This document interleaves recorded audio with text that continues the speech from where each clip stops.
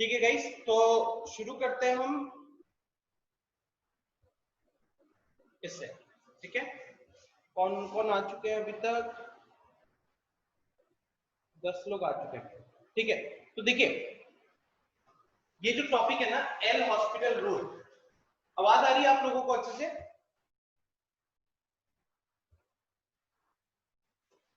Camera नहीं चल रहा है।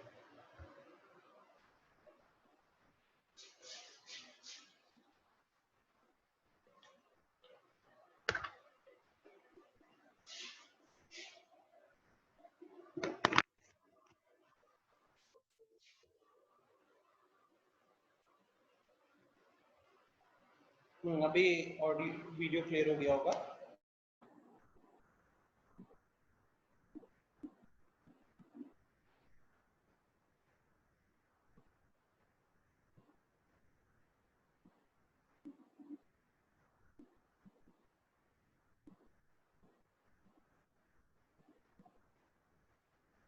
ओके, तो गाइस देखिए ये जो टॉपिक है एल हॉस्पिटल रूल, ये आपको हेल्प करता है लिमिट्स कैलकुलेट करने के लिए। अब अगर मैं बात करूं बोर्ड्स की, ठीक है,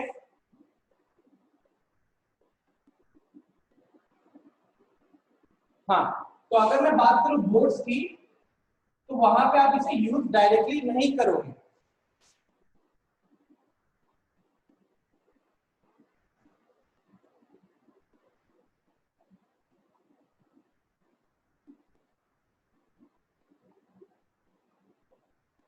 हाँ, तो बोर्ड्स में आप इसका डायरेक्ट यूज नहीं करोगे क्योंकि एनसीईआरटी के अंदर ये नहीं आता। साउंड क्लियर नहीं आ रहा?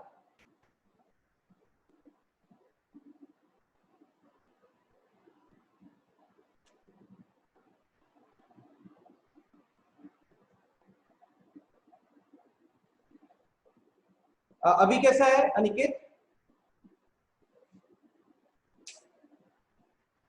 अभी ठीक है? ओके, तो गाइस क्या करना है आपको कि जो एलएच रूल है कि बोर्ड्स में आप डायरेक्टली यूज नहीं करोगे, लेकिन क्वेश्चंस में मान लो कि कहीं पे आपने क्वेश्चन के दौरान लिमिट कैलकुलेट करना पड़ा, आपने अपने नॉर्मल जो प्रोसेस हमने अभी तक किया है उसके बेसिस पे आपने लिमिट सॉल्व कर लिया, ठीक है, लिमिट्स कैलकुलेट किया। अब एल हॉस्पिटल रूल आपको ना वो वेरीफाई करने देगा कि आपका जो आंसर था वो सही था या गलत था। सही था या गलत है ये बहुत जल्दी आप वेरीफाई कर सकते हो। तो बोर्ड्स में इसका डायरेक्टली यूज नहीं कर सकते, बट जैसे कि आप में से बहुत लोग जेई या फिर एनडीए की तैयारी कर रहे हो, तो उसमें यहाँ ये आपको हेल्प कर जाएगा क्योंकि वो तो ऑब्जेक्टिव पेपर होगा, वहां पे आपको बस आंसर लाने से मतलब है, तो वहां ये चीज आपको ना जल्दी हेल्प कर जाएगी। ठीक है, तो देखते हैं एल हॉस्पिटल रूल में क्या है। मैं ज्यादा से ज्यादा 15 मिनट में एल हॉस्पिटल रूल खत्म करूंगा, ठीक है, उसमें मैं ज्यादा टाइम स्पेंड नहीं करने वाला।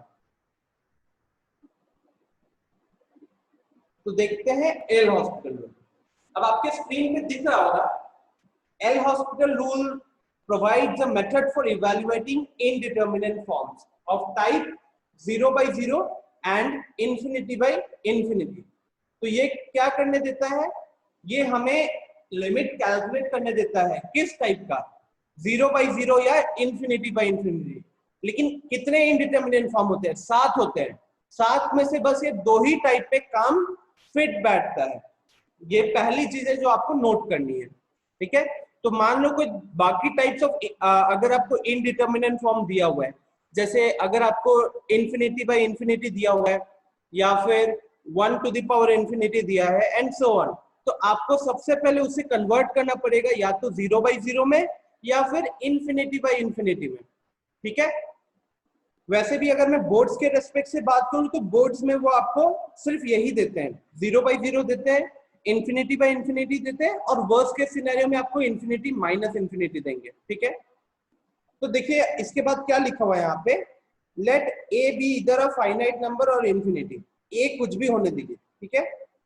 अगर दो फंक्शन है f of x and g of x, अगर दोनों का लिमिट एक्स अप्रोचिंग ए पे, दोनों का लिमिट एक्स अप्रोचिंग ए पे 0 होता है, तो f x by g x का जो लिमिट निकाला जाएगा ना, तो वो किसके बराबर होगा? वो बराबर होगा f dash x divided by g dash x के लिमिट के। एफ डैश एक्स क्या होता था गाइस? एफ एक्स का डिफरेंशिएशन, एक बार डिफरेंशिएट करते हैं एफ एक्स को तो हम लोग एफ डैश एक्स बोलते हैं, एक बार जी एक्स को डिफरेंशिएट करेंगे तो जी डैश एक्स बोलेंगे। तो यहाँ पे क्या सीखा आपने कि ये एक्चुअली में रैशनल फंक्शन पे लागू हो रहा है। रैशनल फंक्शन क्या होता है? जहां पे p बाई क्यू के फॉर्म में होगा, जहां पे p एक फंक्शन है x का और q भी एक फंक्शन है x का। ठीक है, जब दोनों फंक्शन है, दोनों फंक्शन x अप्रोचिंग a पे अगर जीरो होगा तो गाइस ये कौन सा फॉर्म बन जाएगा? अनिकेत बताओ, ये वाला कौन सा फॉर्म बन जाएगा? अगर F x x approaching a पे जीरो है और जी एक्स भी एक्स अप्रोचिंग ए पे जीरो है, तो ये कौन सा फॉर्म बन जाएगा?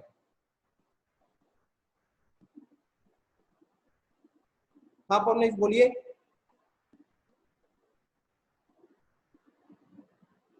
पवनेश कौन सा फॉर्म बनेगा बताओ?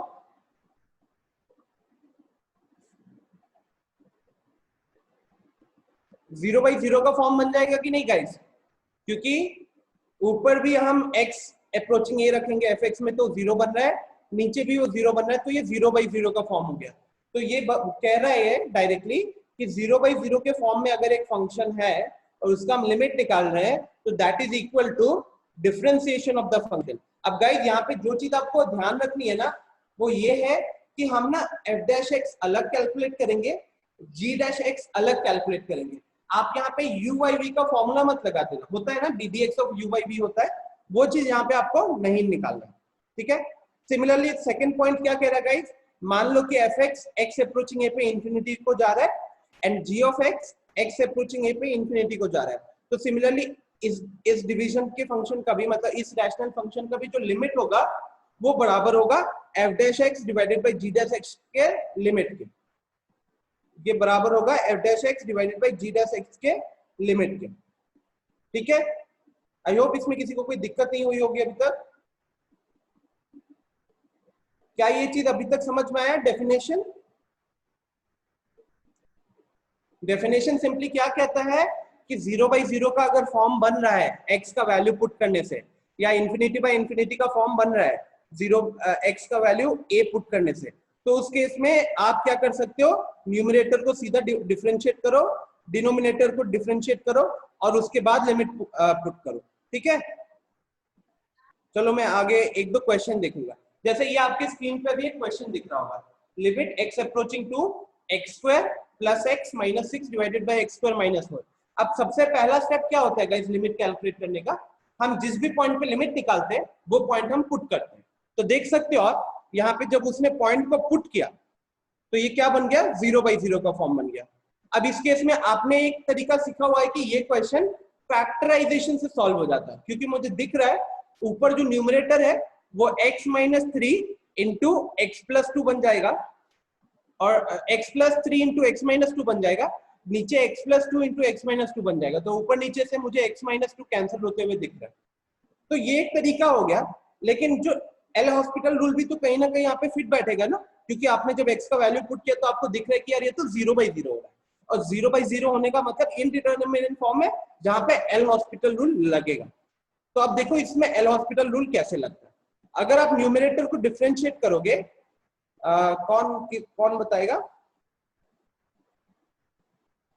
चलो मैं अभिनव, अभिनव बताइए, न्यूमरेटर को डिफरेंशिएट करोगे तो क्या आएगा?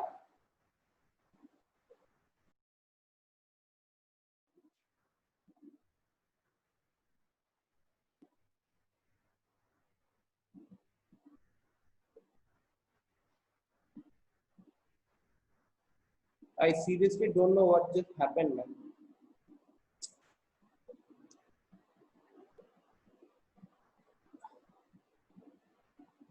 ओके, सो मैं किससे पूछ रहा था? अभिनव से पूछ रहा था। अभिनव एक बार फिर से बता दीजिए, अचानक डिस्कनेक्ट हो गया, पता नहीं कैसे।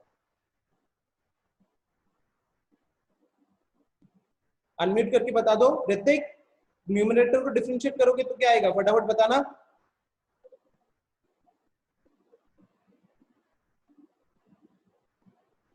न्यूमरेटर को डिफरेंशिएट करोगे तो क्या आएगा? फटाफट। हाँ निकेत ठीक है।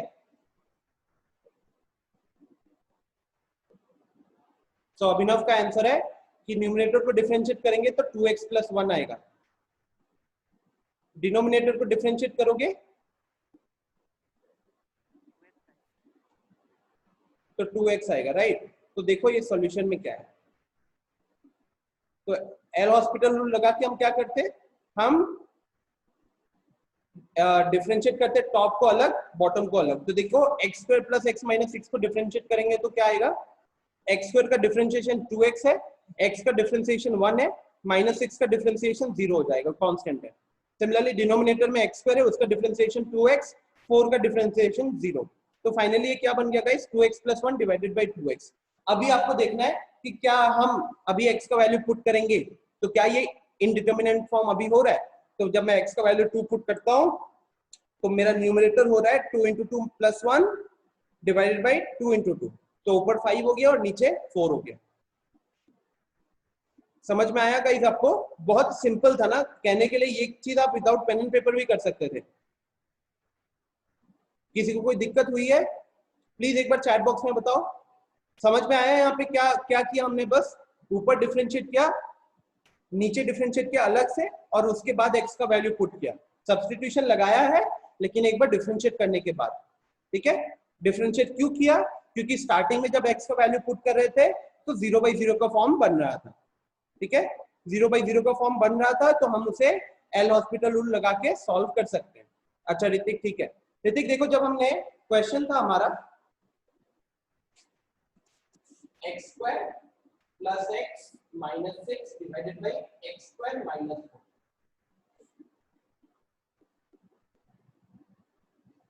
देखो ऋतिक क्या रहता है कि ये हमको फंक्शन दिया हुआ था और ये हमने दिया था लिमिट x अप्रोचिंग 2 पे। जब आप यहाँ पे x का वैल्यू 2 रखोगे, सबसे पहला स्टेप क्या होता है कि हम x की जगह पे 2 रखेंगे। तो देखो x की जगह पे 2 रखोगे तो 2 का स्क्वायर 4, 4 प्लस 2 6, 6 माइनस 6 0, न्यूमरेटर 0 हो गया। नीचे 2 स्क्वायर 4, 4 माइनस 4 0। तो ऋतिक ये 0/0 का फॉर्म बन गया। और जब भी आपको रैशनल फंक्शन में 0/0 का फॉर्म मिलता है ना, तो आप एल हॉस्पिटल रूल लगा सकते हो क्वेश्चन को जल्दी सॉल्व करने के लिए। ओके, बोर्ड्स में तो इनफैक्ट आपको जितने भी क्वेश्चन आएंगे ना वो सारे बहुत इजी रहते हैं। तो जब आप इसको डिफरेंशिएट करोगे, इसको मान लो fx और इसको मान लो gx, ठीक है। तो ये हमारा gx हो गया, ऊपर वाला हमारा fx हो गया। तो हम क्या करेंगे, हम f'(x) निकालेंगे। तो f'(x) कितना हो जाएगा, f'(x) हो जाएगा, यहाँ पे डिफरेंशिएट करेंगे 2x, यहाँ पे आएगा 1, तो ये हो गया 2x प्लस 1। सिमिलरली g'(x) निकालेंगे तो ये हो जाएगा 2x। तो ये f'(x) निकाल लिया 2x प्लस 1, g'(x) निकाल लिया 2x। तो जो ये लिमिट होगा ना, limit x approaching to fx by gx, वो किसके बराबर होगा, वो होगा limit x approaching to f'(x) divided by g'(x) के बराबर, ठीक है। f'(x) डिवाइडेड बाय g'(x) के बराबर होगा। आया समझ में। अब ये डिफरेंशिएट क्योंकि हम कर चुके हैं एक बार, तो मतलब ये अब इसकी जगह पे क्या आ जाएगा, 2x plus 1 divided by 2x, x की जगह पे 2 पुट करेंगे तो वो बन जाएगा 2 × 2 प्लस 1 और नीचे बन जाएगा 2 × 2। तो हमारा फाइनली आंसर हो जाएगा 5/4, ठीक है। क्लियर है ऋतिक अभी।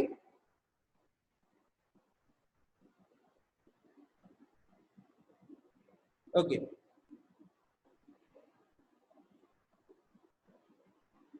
नेक्स्ट।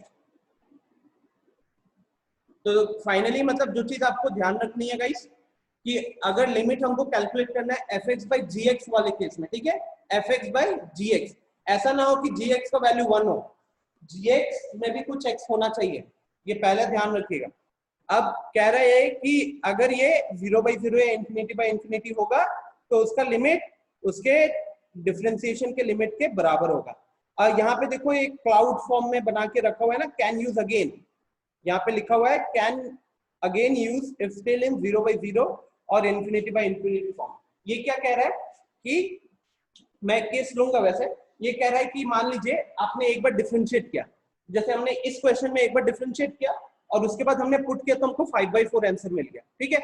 मान लो कि अगर डिफरेंशिएट करने के बाद जब हमने सब्स्टिट्यूट किया और उसके बाद एक फाइनाइट वैल्यू नहीं आ रहा है, उसके बाद फिर से 0/0 या ∞/∞ आ रहा है, तो उस केस में हम उसको एक बार और डिफरेंशिएट कर सकते हैं, एक बार और डिफरेंशिएट कर सकते हैं। लेकिन कब करेंगे गाइस? जब फर्स्ट टाइम डिफरेंशिएशन करने के बाद सब्स्टिट्यूशन किए तो फाइनाइट वैल्यू नहीं आ रहा है, उसके बाद या तो 0/0 आ रहा है या फिर ∞/∞ आ रहा है, उस केस में हम इसे फिर से एक बार डिफरेंशिएट करेंगे। ठीक है, एक बार फिर से डिफरेंशिएट करेंगे। एक एग्जांपल भी लूंगा तो आपको चीज समझ में आ जाएगा। अब श्रेया बताना, तो ये लिमिट का आंसर क्या होता है? आपके स्क्रीन पे दिख रहा है ना, limit x approaching 0 sin x/x 1। ये फॉर्मूला आप सबने देखा था ना, 1। अब गाइस देखो, यहाँ पे जब हम x का वैल्यू पुट करते हैं तो sin 0 का वैल्यू 0 और नीचे x की जगह पे 0 पुट किया तो भी 0 हो गया, तो ये भी तो 0/0 का फॉर्म बना है कि नहीं? तो कायदे से इस पे भी हमारा एल हॉस्पिटल रूल लगना चाहिए, राइट? तो कन्हैया, sin x का डिफरेंशिएशन क्या होता है बताओ?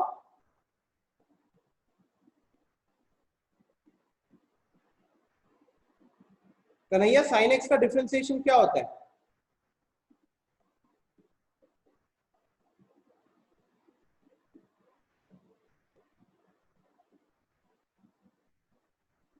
दो लोगों ने रिप्लाई कर दिया, लेकिन जिससे पूछा है उसने रिप्लाई नहीं किया। 3 लोगों का रिप्लाई आ चुका। कन्हैया, नो, अदिति गलत। sin x का डिफरेंशिएशन नहीं पता? रिवाइज करना पड़ेगा आपको थोड़ा बेसिक डिफरेंशिएशन। तो गाइस, sin x का डिफरेंशिएशन होता है cos x, और नीचे जो x है उसका डिफरेंशिएशन होता है 1। चलो मैं अगले स्क्रीन पे ले चलता हूं।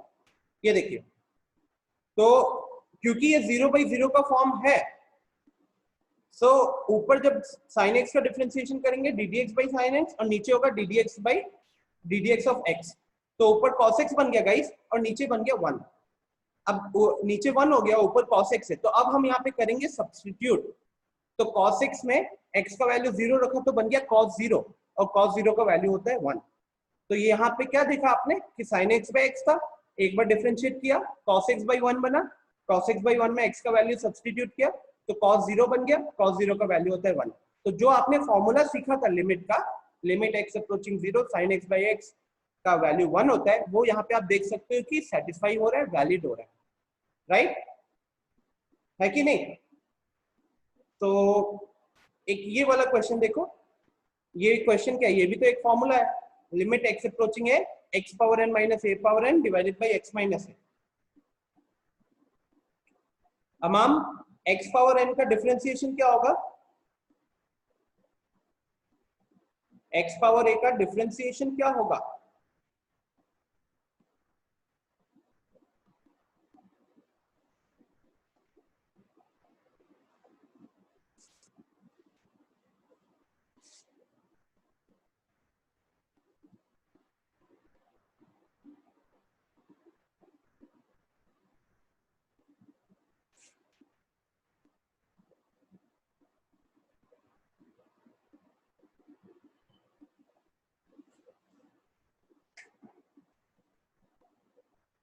ग्रेट, सबका रिस्पॉन्स सही है गाइस। तो अब यहाँ पे क्या है, यहाँ पे भी जब हम ऊपर वैल्यू पुट कर रहे हैं, x की जगह पे a पुट करेंगे तो न्यूमरेटर में देखो क्या बन रहा है, a power n minus a power n, right? x की जगह पे a पुट करेंगे तो a power n minus a power n, वो हो गया 0। डिनोमिनेटर में a माइनस a, वो भी हो गया 0।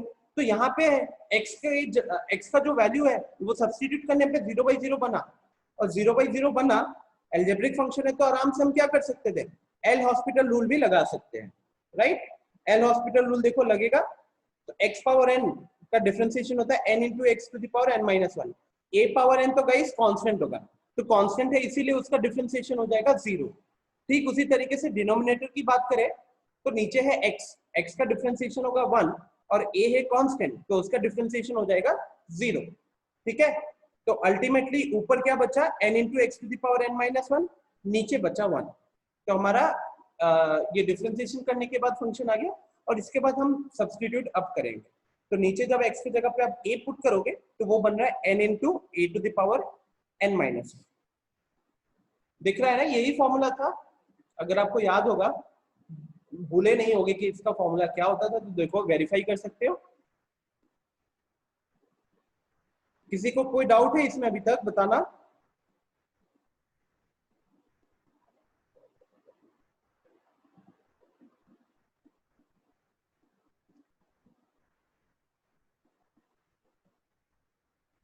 और अगर कभी भूल गए फॉर्मूला तो आपको क्या पता है कि मैं उसे डिफरेंशिएट करके फटाफट निकाल सकता हूं, राइट। तो चलिए आगे बढ़ते हैं, एक दो क्वेश्चन देता हूं आपको, ठीक है। आई होप आपको पता चल गया होगा कि एल हॉस्पिटल रूल लगता है कैसे केसेस में और कैसे उसे सॉल्व किया जाता है, कैलकुलेट किया जाता है, ठीक है। एक यहाँ पे बेसिक रिक्वायरमेंट क्या आ गई गाइस, कि आपको बेसिक फंक्शंस का डिफरेंशिएशन पता होना चाहिए।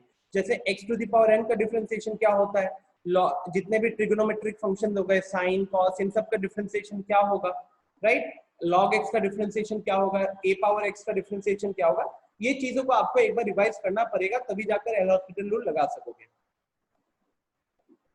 तो देखते हैं आगे। चलिए अभी आपके स्क्रीन पे क्वेश्चन आ गया होगा, ऑप्शंस भी है, तो शुरू कीजिए।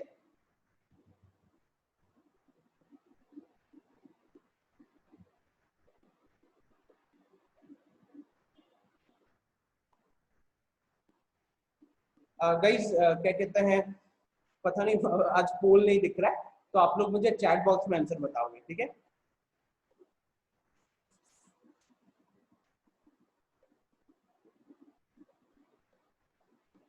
लिमिट निकालना है तो सबसे पहले सब क्या करोगे, x की जगह पे 0 पुट करोगे न्यूमरेटर में, डिनोमिनेटर में। अगर 0/0 आया या इंफिनिटी आया, उसके बाद एल हॉस्पिटल रूल लगाओगे, बट प्लीज पहला स्टेप सबको ही फॉलो करो।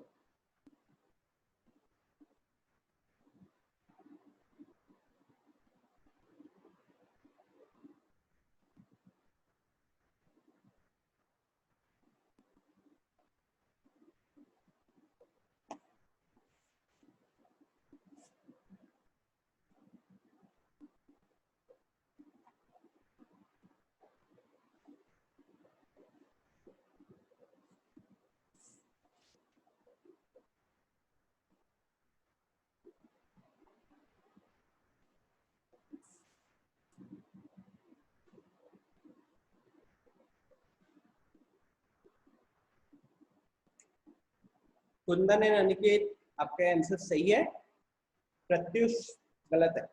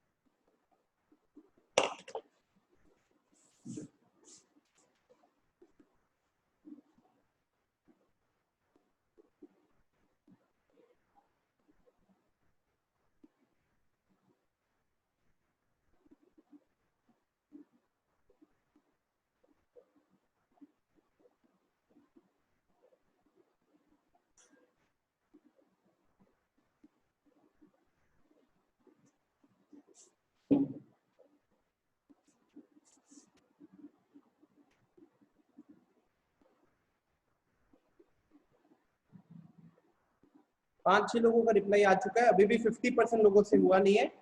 अच्छा देखो, जिन्होंने एक बार डिफरेंशिएट किया और एक बार डिफरेंशिएट करने के बाद आपको वो क्वेश्चन सॉल्व करने में, मतलब आपने उसके बाद x का वैल्यू पुट कर रहे हो। सर आपने मान लो किसी ने एक बार डिफरेंशिएट किया है सर, हाँ, किसी वन ने होगा, एक लेकिन बार डिफरेंशिएट किया सर है, चैट में मैसेज उसके करने बाद को वो नहीं x जा का रहा है। वैल्यू पुट कर रहा है। चलो ये मैं वैसे बोर्ड पे करूंगा, क्वेश्चन लिख लेता हूँ।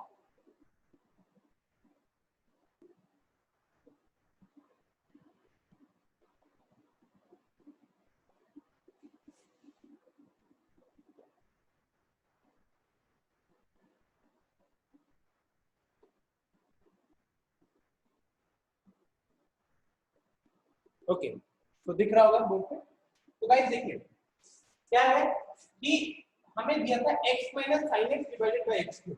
सबसे पहला स्टेप हमेशा x का वैल्यू पुट करेंगे, तो 0 साइन 0 का वैल्यू भी 0, तो ऊपर 0 माइनस 0 हो गया तो 0 बन गया, नीचे 0 का क्यूब भी 0 बन गया। तो इसे क्या पता चला गाइस कि 0 बाई 0 बन रहा है, हम करेंगे डिफरेंशिएट। अब जब डिफरेंशिएट करोगे तो ऊपर है x, x का डिफरेंशिएशन होता है 1, राइट? तो ऊपर आया पहले 1, sin x का डिफरेंशिएशन होता है cos x, नीचे x क्यूब है उसका डिफरेंशिएशन होता है 3x स्क्वायर, ठीक है? तो ऊपर बना 1 minus cos x by 3x square. अब क्या हुआ, आपने देखा कि यार एक बार तो मैंने डिफरेंशिएट कर दिया, एक बार डिफरेंशिएट किया, x का वैल्यू पुट किया, x का वैल्यू पुट करते हैं तो देखते हैं क्या होता है। यहाँ तो वैल्यू पुट करके कोई फायदा नहीं है, कांस्टेंट है। यहाँ cos x मतलब बनेगा cos 0, cos 0 का वैल्यू होता है 1, तो फाइनली हमारा जो न्यूमरेटर है वो बना 1 माइनस 1 0। डिनोमिनेटर को देखें तो 3x स्क्वायर, x का वैल्यू 0, 0 का स्क्वायर 0 into 3 वो भी 0। तो क्या हुआ गाइस कि हमने डिफरेंशिएट किया तो उसके बाद भी क्या देखा कि यार डिफरेंशिएट करने के बाद सब्स्टिट्यूट कर रहे हैं, अभी भी 0 बाई 0 का फॉर्म बन रहा है। फिर आपको याद रखना होगा कि मैंने बोला था डिफरेंशिएट एक बार किया हमने, उसके बाद वैल्यू सब्स्टिट्यूट किया, अगर उस सब्स्टिट्यूट करने के बाद भी 0 बाई 0 का फॉर्म बन रहा है तो उस केस में हम क्या करेंगे, हम एक बार और डिफरेंशिएट करेंगे। और ये हम प्रोसेस तब तक कंटिन्यू कर सकते हैं गाइस जब तक हमको 0 बाई 0 या इंफिनिटी बाई इंफिनिटी का फॉर्म से वो हट नहीं जाता, ठीक है? कुछ सर्टेन केसेस होते हैं जेई वगैरह में जहां पे आप डिफरेंशिएट करते रहोगे लेकिन वो सॉल्व नहीं होता है, बट वो जेई में रहता है, बोर्ड्स के रिस्पेक्ट में ऐसा आपको कोई भी क्वेश्चन नहीं आएगा। तो देखिए यहाँ पे उसके बाद क्या होगा, आप डिफरेंशिएट करेंगे तो ऊपर 1 है, 1 का डिफरेंशिएशन हो जाएगा 0, cos x का डिफरेंशिएशन होता है गाइस माइनस sin x, और नीचे है 3x स्क्वायर, 3 तो बाहर आ जाएगा, x का डिफरेंशिएशन हो जाता है 2x, ठीक है? तो फाइनली ये क्या बना, ऊपर बन गया sin x और नीचे बन गया 6x। अब ये चीज आप लोगों को थोड़ी सी जानी पहचानी लग रही है क्योंकि ये बना है sin x, नीचे 6x, तो उसका x रख लेते हैं और 1/6 को बाहर कर दें, ठीक है? ऐसा क्यों किया, क्योंकि इसका फॉर्मूला हमको पता है कि इसका वैल्यू क्या होता है, इसका आउटपुट आएगा 1, तो ये आउटपुट है 1, ये है 1/6, तो हमारा फाइनल आंसर बन जाता है 1/6। आई होप ये समझ में आ गया होगा आप सबको। Yes Kanhaiya, very good. किसी को कोई दिक्कत हुई है कोई स्टेप समझने में?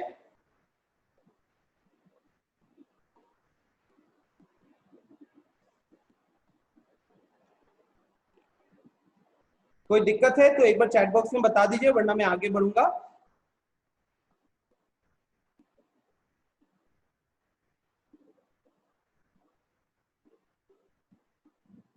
ठीक है,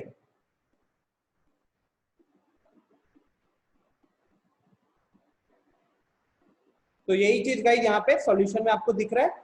एक बार डिफरेंशिएट किया 1 minus cos x by 3x square बना, फिर लिख रहा है वहां पे as it is again giving 0 by 0 form, so we have to apply LH rule one more time, ठीक है? अगला क्वेश्चन है गाइस आपके स्क्रीन पे,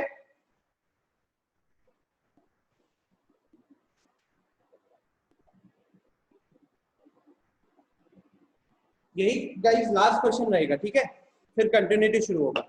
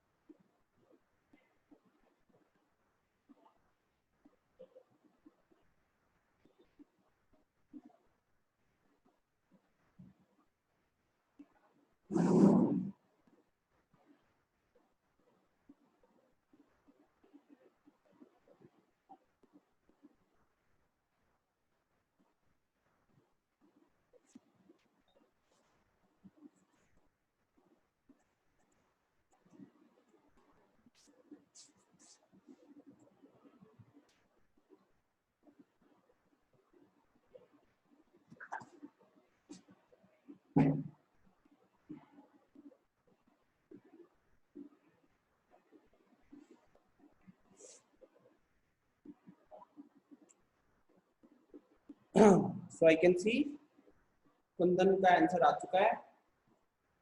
प्रत्युष आपने जो लिखा है वो तो ऑप्शन में नहीं है। श्रेया का आंसर आ चुका है, अनिकेत का आंसर आ चुका है, प्रत्युष नहीं होगा।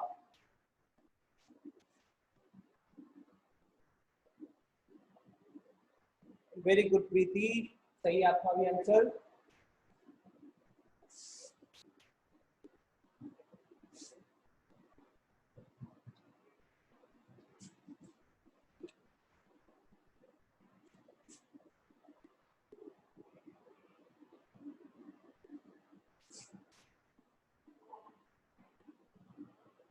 Who is this Riya? Riya, are you from Begusarai Center?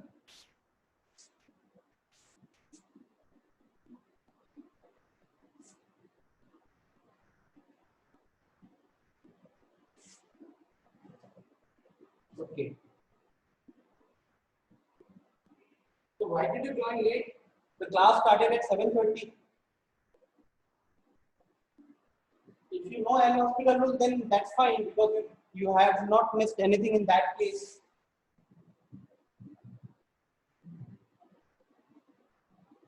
Please make sure to be on time from the next class, okay?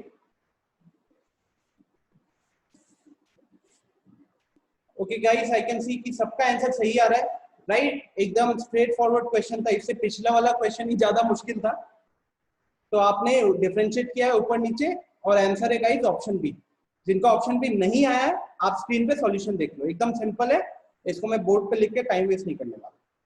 ठीक है, देख सकते हो जिनसे भी सॉल्व नहीं हुआ एक बार आप स्क्रीन पे देख लो, वो स्टेप्स वहां पे बताए हुए हैं।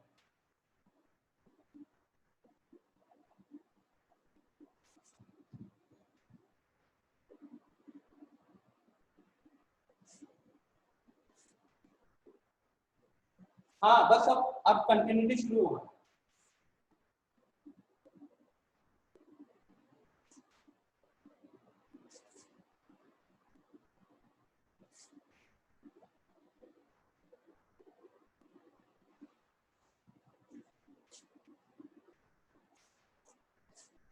नहीं प्रत्युष हो गया बस।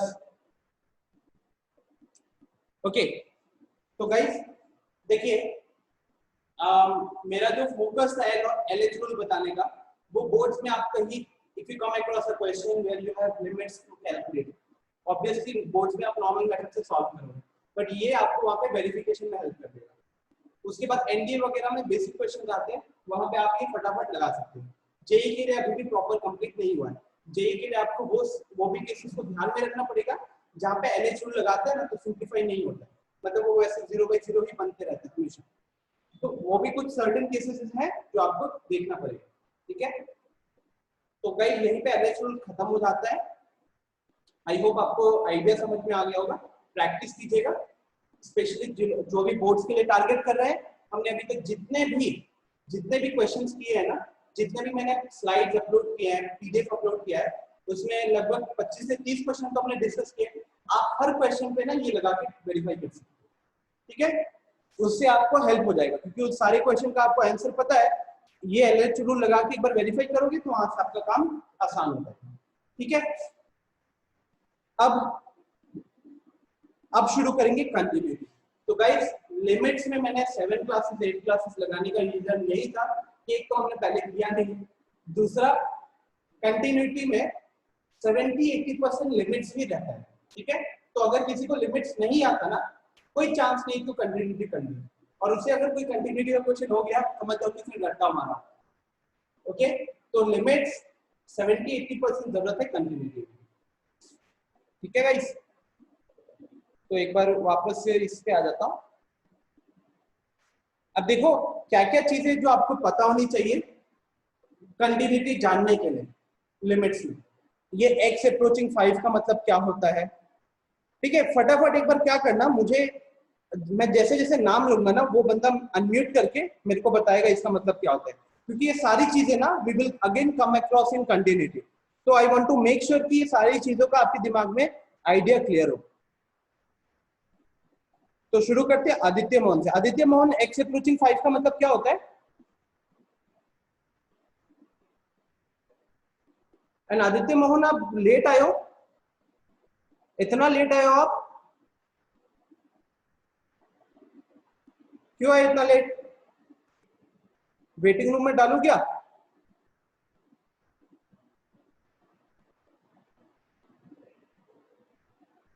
आदित्य मोहन,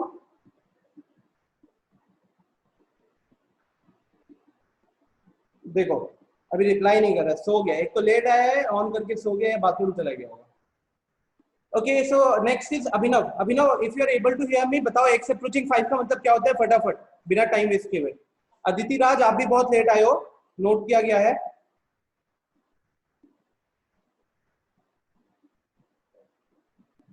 अभिनव। सर x अप्रोचिंग टू 5 का मतलब है कि x का वैल्यू 5 के मोर एंड मोर क्लोजर होगा सर।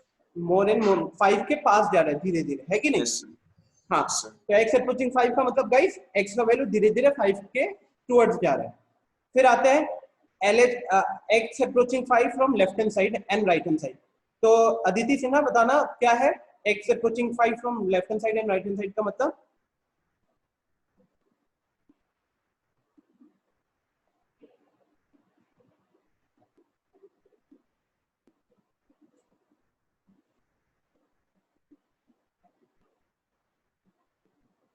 अदिति बताइएगा क्या होता है?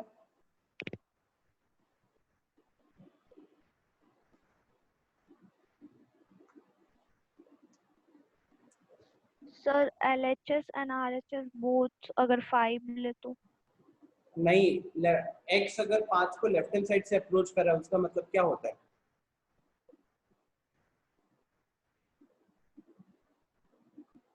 X approaching 5 from left hand side का मतलब क्या होता है? यस प्रत्युष सही है।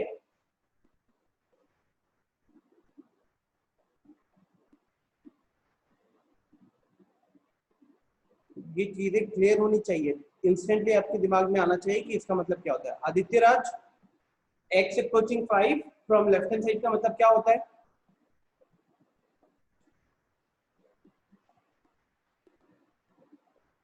Yes Harsh, very good. Aditya राज,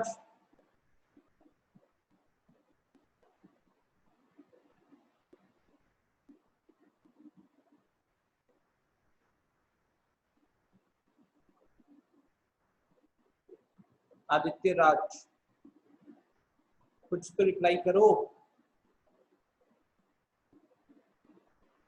ओके, आदित्य का कहना है कि x की वैल्यूज जो हम नंबर लाइन पे लेफ्ट हैंड साइड से अप्रोच कर रहे हैं, लेफ्ट हैंड साइड से अप्रोच कर रहे हैं लेकिन x से थोड़ा छोटा ही रहेगा। मतलब लेफ्ट हैंड साइड से अप्रोच करने का मतलब हुआ गाइस 4.5, 4.6, 4.7, 4.8, 4.9, 4.99, 4.999, ठीक है।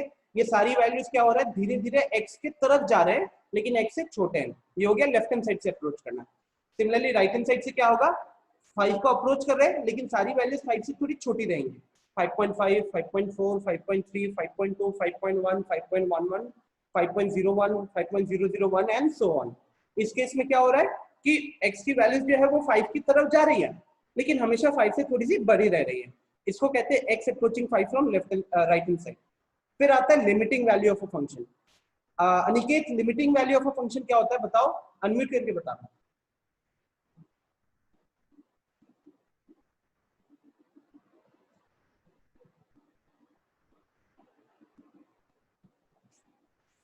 निकेत,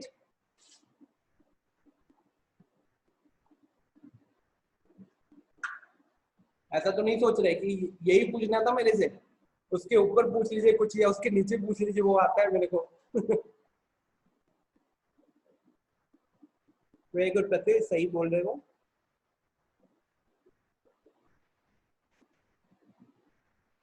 क्या होगा Niket, limiting value of a function क्या होता है?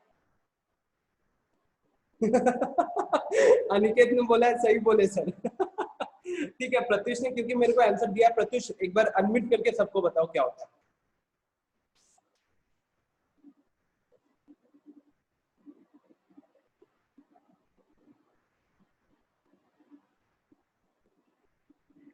प्रत्युष बोलो। जो आपने चैट में लिखा है ना एग्जैक्टली वही चीज बोलो, सही है।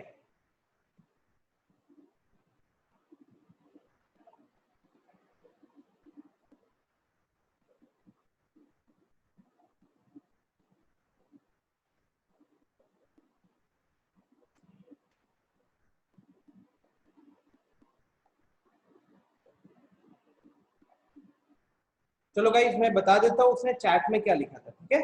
उसने चैट में लिखा है limiting value of the function means value of the limit at that point, value of the limit at that point. Guys जब x 5 को अप्रोच कर रहा है और एक फंक्शन x में, ठीक है, तो जब x 5 को अप्रोच कर रहा है तो उसके कारण एग्जाम्पल के तौर पे अगर पूरा फंक्शन 10 को अप्रोच कर रहा था तो 10 उस केस में limiting value of the function हो जाएगा, ठीक है। Limiting value of a function का मतलब है कि अगर एक फंक्शन है x में जहां x एक पर्टिकुलर वैल्यू को अप्रोच कर रहा है, ठीक है, और उसमें से हमने एक मान लो x 5 को अप्रोच कर रहा था जिसके कारण पूरा फंक्शन का वैल्यू अगर 10 को अप्रोच कर रहा है तो गाइस फिर वो हमारा हो जाएगा लिमिटिंग वैल्यू 10, ठीक है। पहली क्लास में जो पीपीटी थी उसी में बताया हुआ है। मैं देख सकता हूँ कि कन्हैया बीच में निकल गया था, क्वेश्चन पूछने के टाइम पे अभी आया। कन्हैया एलएचएल क्या होता है बताओ। कन्हैया एलएचएल क्या होता है, लेफ्ट हैंड लिमिट क्या होता है। गाइस ज्यादा टाइम मत लो, फटाफट अनम्यूट होने के लिए रेडी हो जाओ, ठीक है।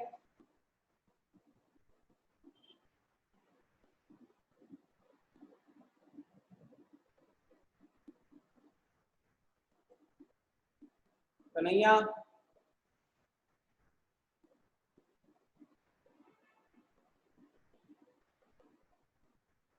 अच्छा ठीक है, तो अभी बताओ पहले क्या है एलएचएल क्या है।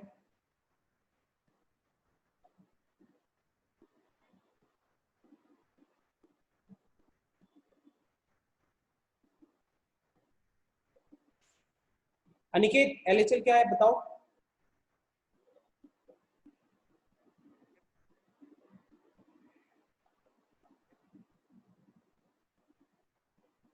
Kanhaiya I am extremely disappointed with you. Last 2 weeks में आपने बिल्कुल क्लासेस नहीं किए और अभी कर रहे हो, बिल्कुल आंसर नहीं आ रहा आपके एंड से। कन्हैया अनिकेत आंसर बताओ फटाफट। सर एलएचएल का मतलब है जो वैल्यू है उसको हाँ। जो लेफ्ट हैंड साइड से जो अप्रोच कर रहे हैं वही है। आवाज क्लियर नहीं आ रही है, ठीक है गाइस सुनो, इसमें ना टाइम ज्यादा स्पेंड हो रहा है, मैं एक एक करके खुद ही बता देता हूँ, ठीक है। एलएचएल का मतलब लेफ्ट हैंड लिमिट, जहां पे अगर x 5 को लेफ्ट साइड से अप्रोच कर रहा है जिसके कारण फंक्शन का वैल्यू किसी को अप्रोच कर रहा होगा ना, तो उस केस में वो फंक्शन का वैल्यू लेफ्ट हैंड लिमिट हो जाएगा, ठीक है। सिमिलरली राइट हैंड लिमिट क्या हुआ कि अगर x 5 को राइट साइड से अप्रोच कर रहा था और राइट साइड से अप्रोच करने के कारण हो सकता है फंक्शन की वैल्यू भी किसी पॉइंट को अप्रोच कर रही होगी, तो वो पॉइंट उस केस में राइट हैंड लिमिट हो जाएगा। एंड ओवरऑल लिमिट क्या होता है गाइस, ओवरऑल लिमिट हुआ हमारा जब left hand limit and right hand limit LHL and RHL जब दोनों बराबर होते हैं तो वो हमारा लिमिट हो जाता है। तो हम कहते हैं कि तब हमारा लिमिट एग्जिस्ट करता है, ठीक है, जब left hand limit and right hand limit दोनों सेम होते हैं। अगला है एग्जिस्टेंस ऑफ लिमिट। तो गाइस एग्जिस्टेंस ऑफ लिमिट का सिंपल सा फंडा यही है ना कि left hand limit and right hand limit अगर दोनों एग्जिस्ट करेंगे तो हमारा लिमिट रहेगा। अगर दोनों एग्जिस्ट कर रहे हैं लेकिन बराबर नहीं है, एग्जिस्ट करना है और बराबर भी होना है, ठीक है, तो अगर बराबर नहीं होंगे तो हमारा लिमिट उस केस में एग्जिस्ट नहीं करेगा, ओके। दोनों लिमिट एग्जिस्ट करना चाहिए, दोनों का वैल्यू फाइनाइट होना चाहिए। ऐसा ना हो कि लेफ्ट हैंड लिमिट इन्फिनिटी को जा रहा है, राइट हैंड लिमिट इन्फिनिटी को जा रहा है, तो आप बोलोगे सर ओवरऑल लिमिट भी इन्फिनिटी को जाएगा, बिकॉज लिमिट हमारा एक फाइनाइट वैल्यू आना चाहिए। तो क्या एग्जिस्टेंस ऑफ लिमिट के कंडीशंस है कि लेफ्ट हैंड लिमिट फाइनाइट होना चाहिए, राइट हैंड लिमिट फाइनाइट होना चाहिए, एग्जिस्ट करना चाहिए और दोनों की वैल्यूज भी सेम होनी चाहिए, ठीक है। फिर ये अलजेब्रा ऑफ लिमिट से आई होप आपको याद होगा, अलजेब्रा ऑफ लिमिट दो फंक्शंस के लिए डिफाइंड है और सब पे कंडीशन क्या है, these are valid only when the limits are finite, ठीक है। मतलब fx x अप्रोचिंग a का लिमिट l है, gx x अप्रोचिंग a का लिमिट हमारा m है। तो इस केस में क्या चीज ध्यान में रखना है आप लोगों को कि l और m दोनों फाइनाइट होने चाहिए, दोनों का एक फिक्स वैल्यू आएगा। दोनों में से अगर कोई भी इंफिनिटी को अप्रोच करेगा तो हमारा फिर ये आंसर नहीं चलेगा, ठीक है, ये अलजेब्रा ऑफ लिमिट्स काम नहीं करेगा वहां। नेक्स्ट है इनडिटर्मिनेंट फॉर्म, ये 7 इनडिटर्मिनेंट फॉर्म होते हैं। फिर how to solve limits, algebraic limit के लिए आप स्टेप देख लो, ये प्लीज रिवाइज कर लो गाइस, ये बहुत ज्यादा फ्रीक्वेंट होगा कंटिन्यूटी में, एक बार रीड कर लो अगर आप भूल गए तो।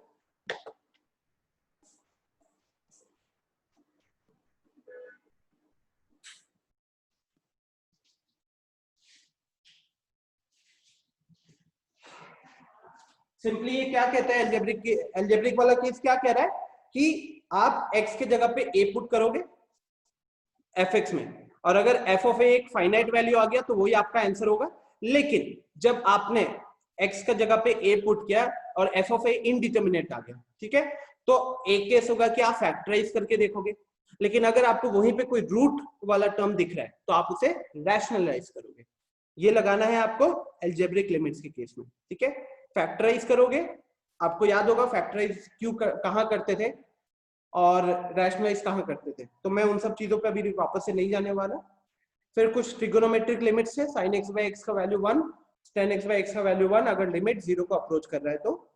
इसी का एक सर्टेन केस भी देखा था हमने कि अगर थीटा 0 को अप्रोच नहीं कर रहा है लेकिन थीटा एक कुछ वैल्यू को अप्रोच कर रहा है, मान लो a को, तो उस केस में sin theta minus a divided by theta minus a का लिमिट 1 होगा, एंड सिमिलरली tan के केस में भी वो 1 होगा, राइट।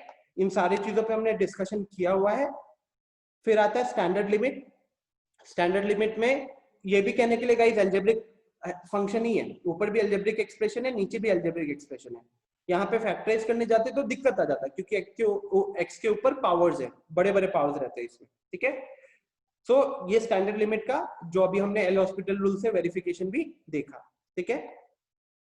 फिर है एक्सपोनेंशियल लिमिट।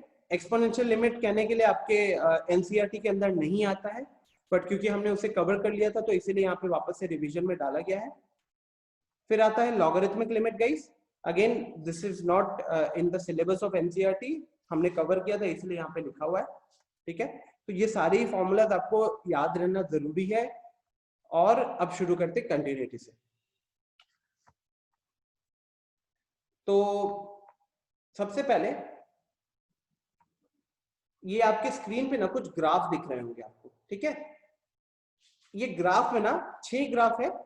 आपको ना सिंपल सा मैं कुछ लोगों को पूछूंगा कि मान लो फिगर नंबर 1 पे ये जितने भी पॉइंट है ना नीचे जो x माइनस से आपको दिख रहा है वो एक्चुअली में x is equal to a है, ठीक है, x is equal to a है और ग्राफ बना हुआ है। अब देखो कुछ जगहों पे फील्ड सर्कल बना है, कुछ जगहों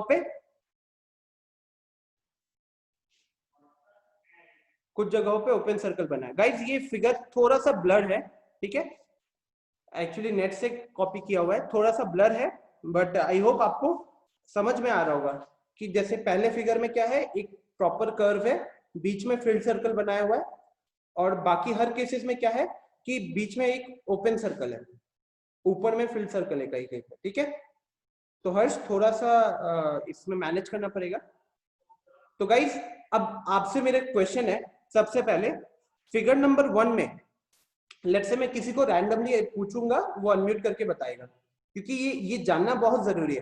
कंटिन्यूटी चैप्टर अभी जो मेरा कंटेंट है ना मेरे पास अभी इस फाइल में, इस फाइल का कंटेंट अगर हम कवर कर लेते हैं आज की क्लास में और अगर आपको समझ में आ जाता है तो ट्रस्ट मी 70 to 80% कंटिन्यूटी खत्म हो जाएगा, ओके। और आप देखोगे कि यार हम घुमा फिरा के लिमिट्स की चीजों को ही यूज कर रहे हैं, कुछ भी नया नहीं आने वाला है, ठीक है। तो मेरा क्वेश्चन है, देखते हैं एकदम पीछे से कौन है, श्रेया। श्रेया फिगर नंबर 1 पे बताओ, x is equal to a पे क्या फंक्शन का वैल्यू डिफाइंड है? फिगर नंबर 1 पे क्या फंक्शन का वैल्यू डिफाइंड है?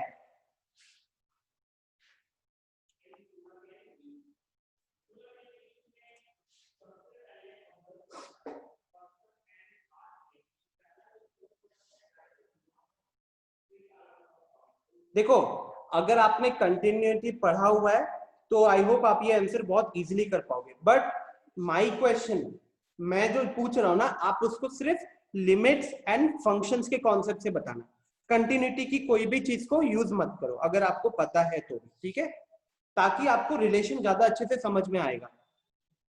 It's all about visualising. तो I can see Shreya, Pratyush, Kundan, Ritik, Riya सबने आंसर दिया है कि x is equal to a पे फंक्शन डिफाइंड है, क्योंकि वहां पे एक फिल्ड सर्कल बना हुआ है, राइट। तो हमारा f ऑफ x डिफाइंड है। अब देखो उसी पॉइंट पे ऋतिक, उस पॉइंट पे क्या हमारा left hand limit and right hand limit बराबर है? यस सर, बराबर है। ओके अब प्रीति कुमारी, फिगर नंबर 2 पे सेम क्वेश्चन, क्या x is equal to a पे हमारा फंक्शन डिफाइंड है? आप जो रिप्लाई दे रहे हो ना, मैं उसे बोर्ड पे लिख रहा हूं, उसके बाद हम इस पे डिस्कशन भी करेंगे।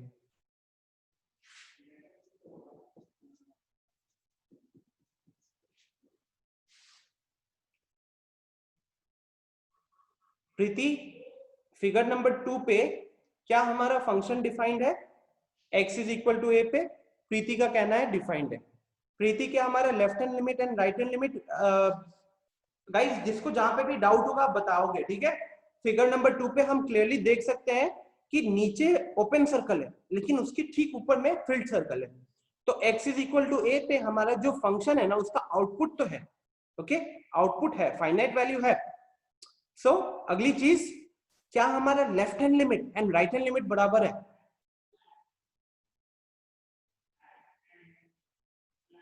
रूपाली बताइएगा, रूपाली, क्या हमारा left hand limit and right hand limit यहां पे बराबर है?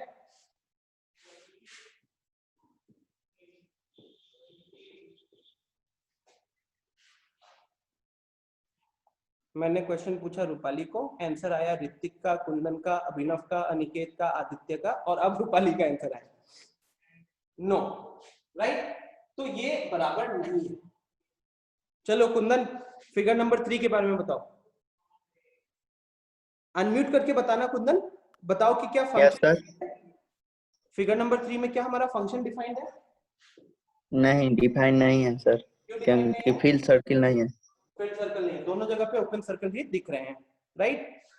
कोई Yes, assumption sir. नहीं करना है कि ऊपर जाके कहीं पे आसमान में एक डॉट दिखेगा।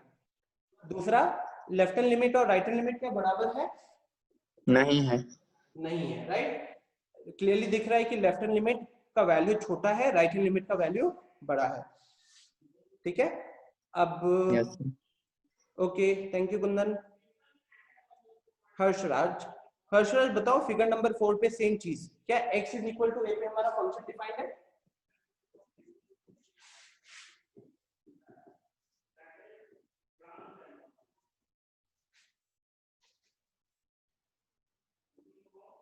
हर्षराज, गाइस अनम्यूट करके बताओगे ना, तो बाकियों को भी थोड़ा सा उनका अंडरस्टैंडिंग क्लियर होगा इसमें, ठीक है।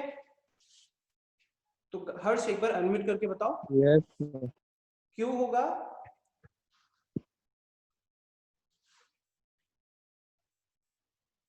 क्या दिख रहा है आपको वहां पे, जो आपने बोला कि x is equal to a पे फंक्शन डिफाइंड है?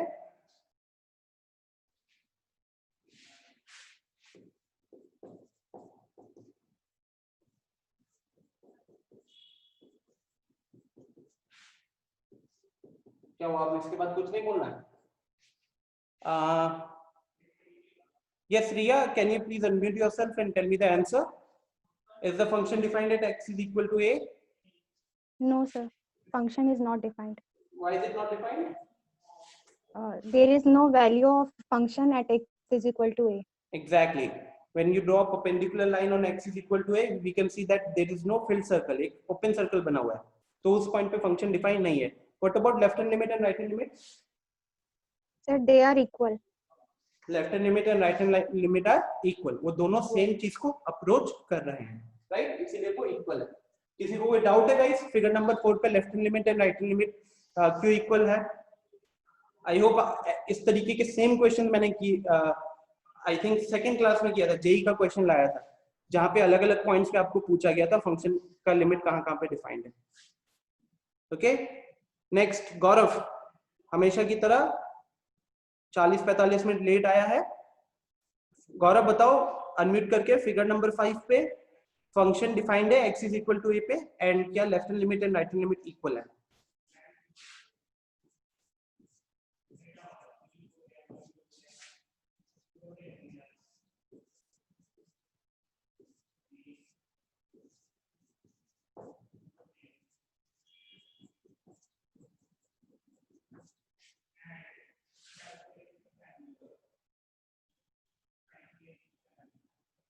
गौरव, मैंने क्वेश्चन पूछा है क्या फंक्शन डिफाइंड है, क्या लिमिट डिफाइंड है? मैं कंटिन्यूटी के बारे में कुछ नहीं पूछ रहा। सो गौरव का कहना है left hand limit is equal to right hand limit. What and Gaurav, function का वैल्यू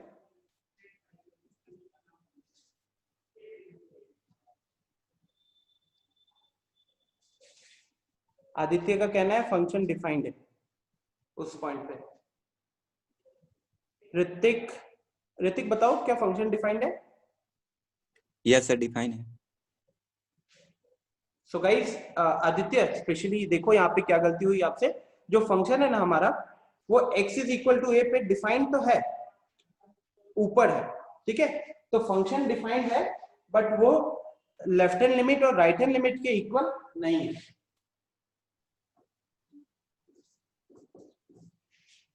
ठीक है, डिफाइंड है लेकिन वो left hand limit and right hand limit के बराबर नहीं है।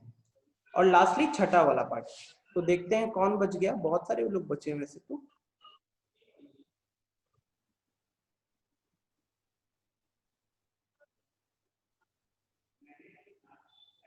सो अदिति राज बताइएगा, फिगर नंबर 6 पे क्या हमारा फंक्शन डिफाइंड है?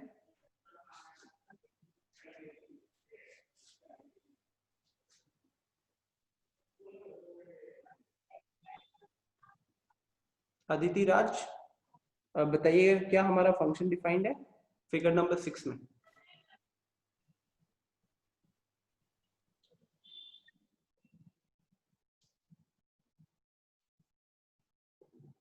यस आदित्य, सही है।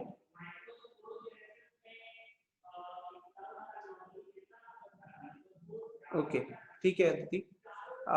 गाइस, हम देख सकते हैं कि x is equal to a पे ना एक लाइन तो बनी हुई है, और वो लाइन जो है परपेंडिकुलर लाइन, वो ग्राफ को कहीं भी कट नहीं करेगी। उसके लेफ्ट और राइट में जो कर्व दिख रहा है ना आपको, वो ग्राफ हो गया।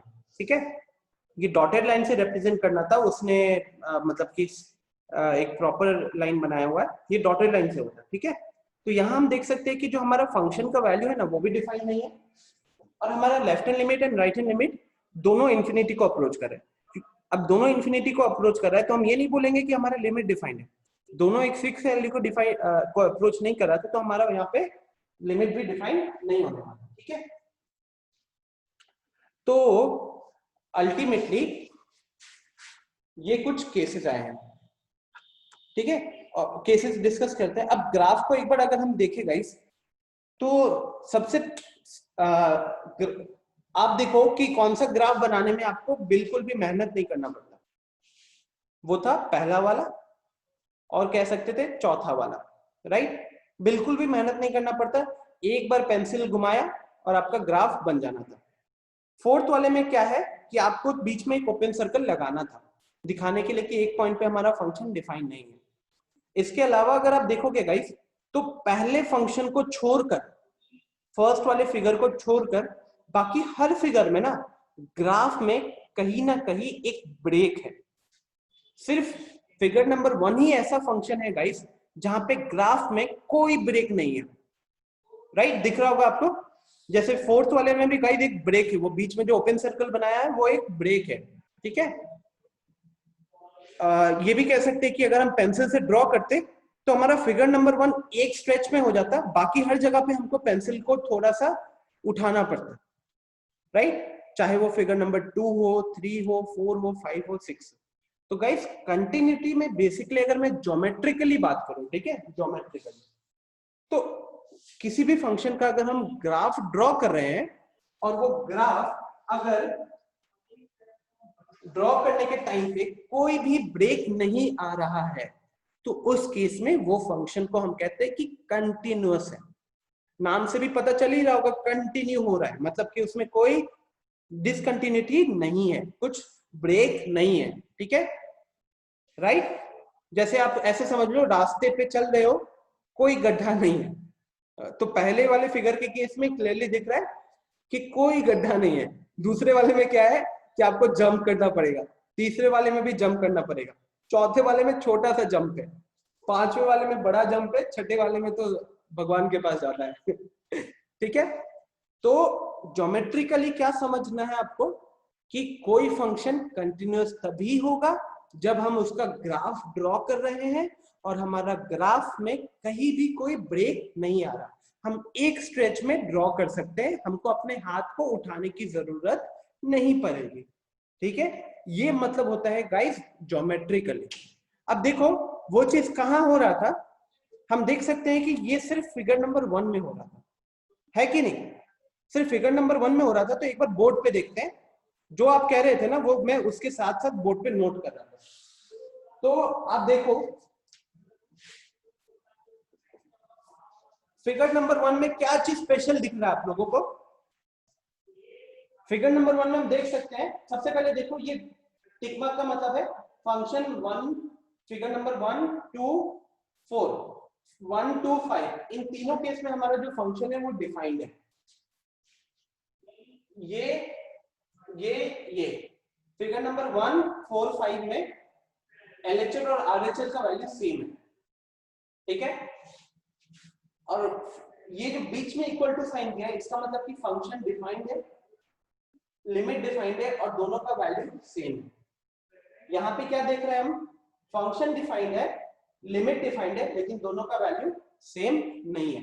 तो एल्जेब्रिकली आपको कुछ पैटर्न दिखेगा कि यार फंक्शन जहां पे कंटिन्यूअस था वहां पे फंक्शन का वैल्यू है, LHS है, RHS है और तीनों बराबर है, राइट? फंक्शन का वैल्यू है, LHS है, RHS है और तीनों का वैल्यू बराबर है। बाकी केस में क्या दिखा कि यहाँ पे लिमिट डिफाइन नहीं था, यहाँ पे फंक्शन डिफाइन नहीं था, यहाँ पे फंक्शन डिफाइन नहीं था, यहाँ पे लिमिट डिफाइन नहीं था, फंक्शन भी डिफाइन नहीं था। फिफ्थ वाले में क्या था, फिफ्थ वाले में फंक्शन डिफाइन था, लिमिट भी डिफाइन था, लेकिन दोनों के वैल्यू सेम नहीं थे, राइट? फंक्शन डिफाइन था, लिमिट डिफाइन था, लेकिन दोनों की वैल्यू सेम नहीं थे। तो एल्जेब्रिकली हमें यहाँ पे क्या दिख गया कि अगर कोई भी चीज कंटिन्यूअस है, ठीक है, कोई भी चीज, कोई भी अगर ग्राफ कंटिन्यूअस है तो उसका फंक्शन डिफाइंड होना चाहिए, लिमिट डिफाइंड होना चाहिए एंड फंक्शन का वैल्यू और लिमिट का वैल्यू बराबर होना चाहिए। ठीक है, f of x is equal to limit लिखने का मतलब मैं सिंपल ये कह रहा हूं, फंक्शन का वैल्यू एक पॉइंट पे और उस पॉइंट पे लिमिट का वैल्यू सेम होना चाहिए। ये हम विजुअलाइज किया कि नहीं, हमने जस्ट विजुअलाइज किया अभी, ये चीज जस्ट विजुअलाइज किया ये केसेस को देखने के बाद अलजेब्रिकली क्या हो रहा है, राइट?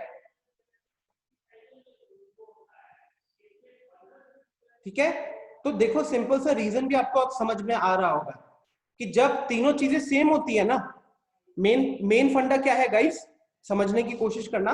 जब तीनों चीजें सेम होती है तो आप समझ सकते हो कि फील्ड सर्कल आ रहा है और लिमिट दोनों का वैल्यू भी सेम है। ठीक है, फील्ड सर्कल आने का मतलब है फंक्शन डिफाइंड है और कंटिन्यूअस ग्राफ होने का मतलब ये हो जाता है कि दोनों सेम पॉइंट को अप्रोच कर रहे हैं। इस केस में क्या हुआ गाइस, फिगर नंबर 2 में क्योंकि ग्राफ कंटिन्यूअस नहीं था तो लेफ्ट हैंड लिमिट कहीं और गया, राइट हैंड लिमिट कहीं और, मतलब ग्राफ में ब्रेक था, बड़ा ब्रेक था, तो लिमिट लेफ्ट हैंड लिमिट कहीं और जा रहा है, राइट हैंड लिमिट कहीं और जा रहा है। सेम फिगर नंबर 3 पे है। फिगर नंबर 4 में क्या हुआ कि दोनों वैल्यू सेम तरफ जा रहा है, लेफ्ट हैंड लिमिट और right hand limit, but function का वैल्यू डिफाइन नहीं था। ठीक है, फिफ्थ वाले में फंक्शन डिफाइन था लेकिन किसी दूसरे पॉइंट पे डिफाइन था और छठे वाले पे कोई भी चीज डिफाइन नहीं था। तो आई होप आपको ये ज्योमेट्रिकली अच्छे से मतलब समझ में आ गया होगा कंटिन्यूअस कब होगा कोई ग्राफ। बोलो आया समझ में? किसी को कोई डाउट है? अच्छे से आई होप ये आइडिया एकदम क्लियर हो गया होगा अभी।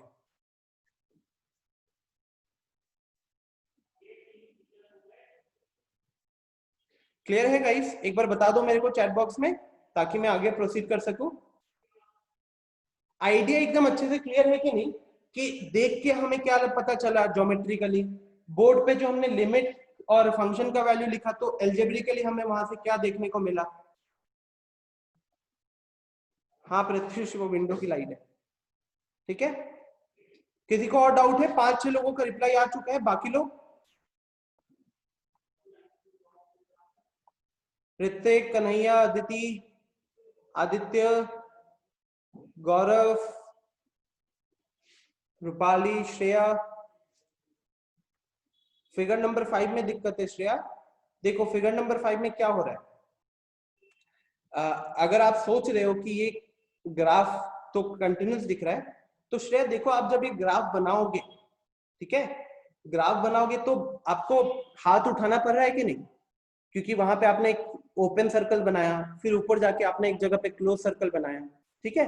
तो आपको ज्योमेट्रिकली देखोगे तो आपको अपना हाथ को उठाना पड़ा ग्राफ ड्रॉ करने के लिए। और एल्जेब्रिकली क्या देख रहे हैं कि लेफ्ट हैंड लिमिट और राइट हैंड लिमिट दोनों सेम पॉइंट को अप्रोच कर रहे हैं, तो हमारा लिमिट यहाँ पे डिफाइंड है और फाइनाइट है, लेकिन फंक्शन का वैल्यू उसके बराबर नहीं है। फंक्शन का वैल्यू लिमिट के वैल्यू से बेसिकली ऊपर जा रहा है तो ज्यादा है, ठीक है। तो फिगर नंबर 5 में क्या हुआ, फंक्शन डिफाइंड है, लिमिट डिफाइंड है, लेकिन गौरव इसके बारे में एक बार सौरभ से पूछ लेना। फंक्शन डिफाइंड है श्रेया, लिमिट डिफाइंड है, लेकिन उनकी वैल्यूज जो है वो बराबर नहीं है, और इसीलिए यहाँ पे हमें हाथ को उठाना पड़ा, हाथ को उठाना पड़ा इसीलिए क्योंकि दोनों वैल्यू बराबर नहीं था, ठीक है। आया समझ में श्रेया?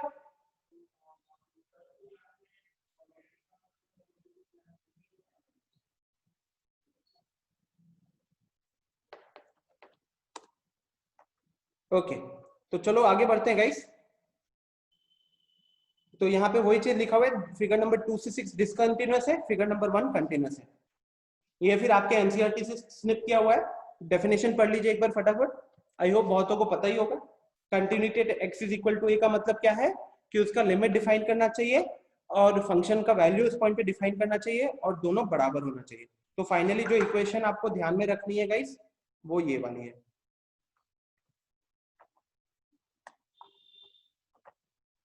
ठीक है। Left hand limit is equal to right hand limit is equal to f of a। उसके बाद discontinuity at x is equal to a। अब गाइस डिसकंटिन्यूटी कंटिन्यूटी एक दूसरे के ऑपोजिट है, तो एक पॉइंट पे कंटिन्यूअस होता है ग्राफ, उसके कंडीशंस हमने देख लिए। अब उसमें से कोई भी तीन में से कोई भी चीज अगर बराबर नहीं हुई तो वो क्या हो जाएगा, वो हो जाएगा डिसकंटिन्यूटी, ठीक है, वो हो जाएगा डिसकंटिन्यूटी। क्लियर? डिसकंटिन्यूटी का सिंपल सा, अगर आपको कोई पूछेगा कि डिसकंटिन्यूटी एक पॉइंट पे कैसे बताओगे आप, तो आप बोलोगे कि अगर वहां पे लिमिट डिफाइन नहीं है या वहां पे फंक्शन डिफाइन नहीं है या फिर दोनों डिफाइंड है बट वो बराबर नहीं है, तो उस केस में वो हमारा डिसकंटिन्यूटी हो जाएगा, ठीक है। तो अगर मैं वापस से एक बार पिछले डायग्राम पे चलूं तो मैं बोलूंगा function is continuous at x is equal to a in figure 1, और फिगर 2 से लेके फिगर 6 तक डिसकंटिन्यूटी हो रही है x is equal to a पे, ठीक है। डिसकंटिन्यूटी हम लोग एक पॉइंट पे यहाँ पे डिफाइन कर रहे हैं। आई होप ये क्लियर हो रहा है गाइस। ये देखिए रीजंस ऑफ डिसकंटिन्यूटी। अब जैसे मैं आपको पूछूं, यहाँ पे आप देख सकते हो कि ए के केस में क्या हो रहा है कि ग्राफ में ब्रेक है कि नहीं, ऊपर से ग्राफ नीचे आ गया, तो यहाँ पे क्या हो जाएगा, लेफ्ट हैंड लिमिट और राइट हैंड लिमिट जो है ना वो हमारे अलग अलग हो जाएंगे। तो ये हमको इस केस में ए वाले पॉइंट पे क्या देखने को मिला, डिसकंटिन्यूटी का एक रीजन हमारा लिमिट डिफाइन नहीं है, ठीक है। Limit define in the sense left hand limit और राइट हैंड लिमिट बराबर नहीं है।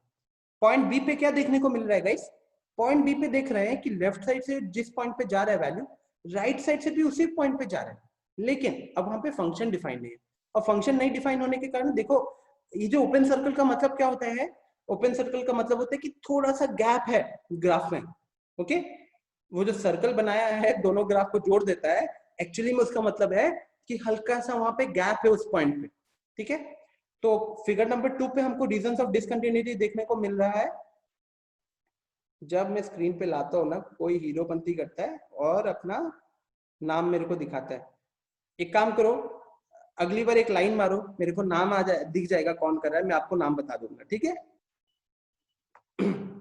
तो फिगर नंबर बी पे आपको वो डिसकंटिन्यूटी का रीजन दिख रहा है कि फंक्शन डिफाइंड है। थर्ड केस में क्या था, फंक्शन डिफाइंड है, लिमिट भी डिफाइंड है, लेकिन बराबर नहीं था, इसीलिए यहाँ पे भी हमको अपना हाथ को उठाना पड़ा, ठीक है। तो guys there are 3 reasons of discontinuity, वहीं पे ये तीनों चीजें यहाँ पे लिखी हुई हैं, राइट। आई होप ये चीजें क्लियर होंगी। तो आगे बढ़ते हैं। एक सिंपल सा क्वेश्चन लाया हूं, आप लोग 2 मिनट का टाइम लगाइए और सारे पॉइंट पे, ठीक है, 0 1 2 3 4 5 6 इन तीनों सारे पॉइंट्स पे आप बताओ कंटिन्यूटी कहां कहां पे होगा, कंटिन्यूटी कहां कहां पे होगा, आप एक बार बताओ।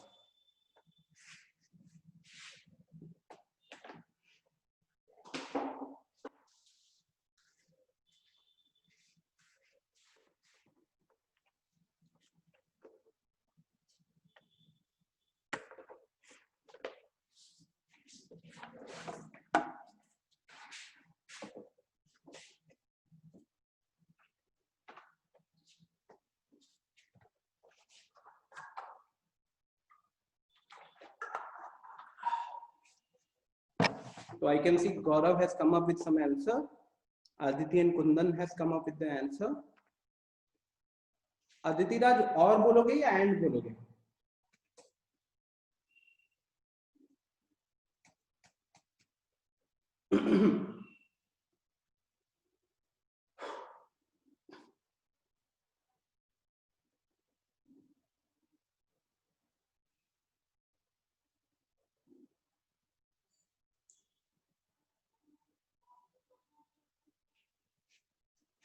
गौरव चेक करो, गलत है।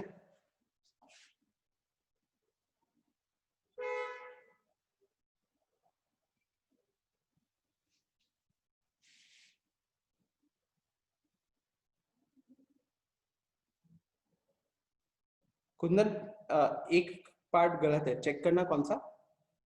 Aniket very good, Hrithik check कीजिए, रिया वेरी गुड, हाँ अनिकेत सही है, प्रीति हाफ सही है, वेरी गुड, आदित्य सही है आंसर, हर्ष गलत है, श्रेया गलत है। देखो क्या गलती कर रहे हो गाइस, आप लोग गलती से y का वैल्यू मत बताओ, मैं आपको x के पॉइंट के बारे में पूछा, x एक्सिस पे पॉइंट कौन से दिख रहे हैं आप लोगों को। अदिति राज सही है, 0 1 2 3 4 5 6 ये पॉइंट्स दिख रहे हैं ना, इस पॉइंट पे बताना है कि फंक्शन आपको कंटिन्यूअस दिख रहा है कि नहीं दिख रहा। तो कहीं ना कहीं आपको देखना है कि लिमिट बराबर आ रहा है कि नहीं फंक्शन के वैल्यू के।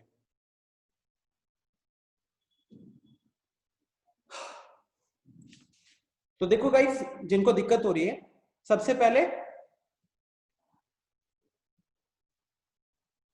0 की बात करें गाइस, ठीक है।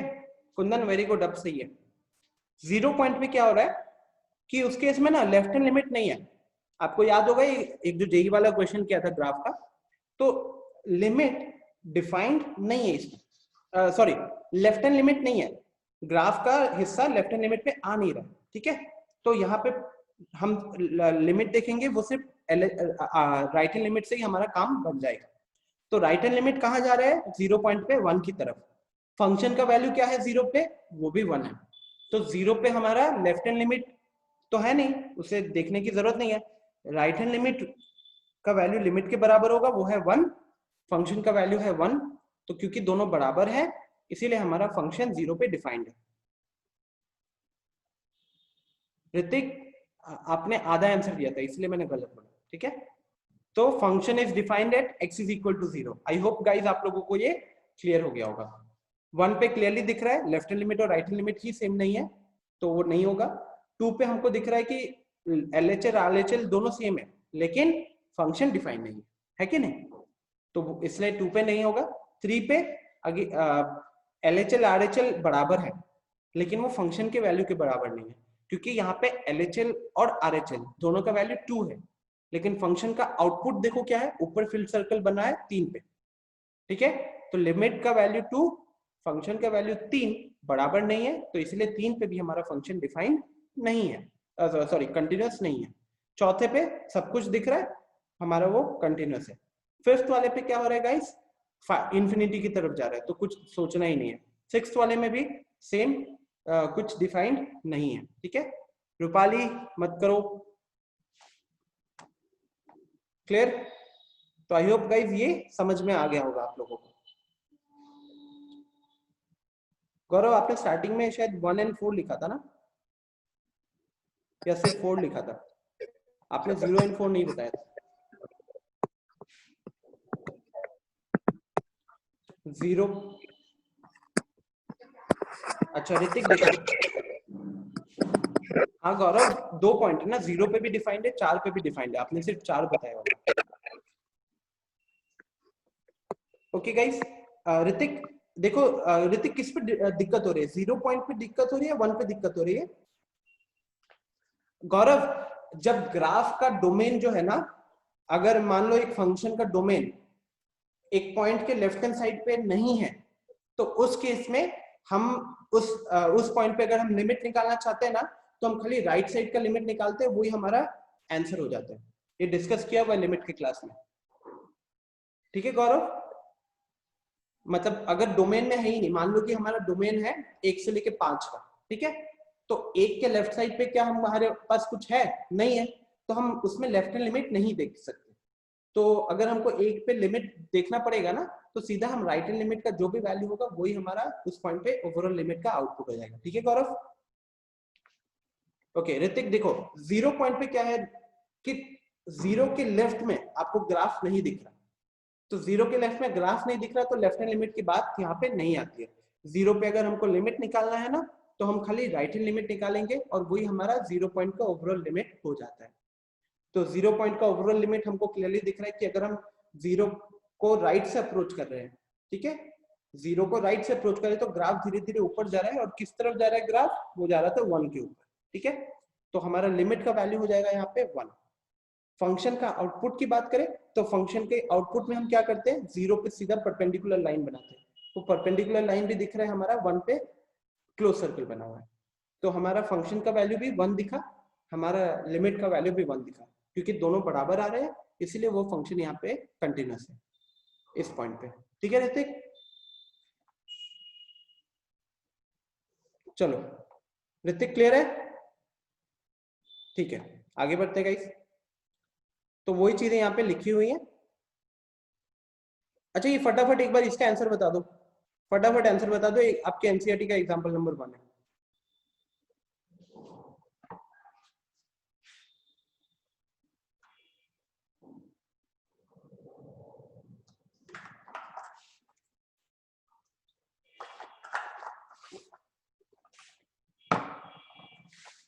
पॉइंट दिया हुआ है, पॉइंट दिया है x is equal to 1, clearly आपको एक एल्जेब्रिक फंक्शन दिया है गाइस, तो इसका लिमिट क्या हो जाएगा, सीधा हम पॉइंट पुट कर देंगे। Very good, everyone is correct, continuous होगा, कंटिन्यूअस होगा, ठीक है। तो x इज इक्वल टू 1 पे हम लिमिट देखेंगे, तो लिमिट आ रहा है 2 इंटू 1 प्लस 3 5। फंक्शन का आउटपुट देखेंगे, फंक्शन का आउटपुट भी आ रहा है 2 इंटू 1 प्लस 3 5, राइट। तो लिमिट भी डिफाइंड है, फंक्शन भी डिफाइंड है, दोनों का वैल्यू बराबर है, तो ये कंटिन्यूअस है, ठीक है। यही चीज यहाँ पे लिखा हुआ है।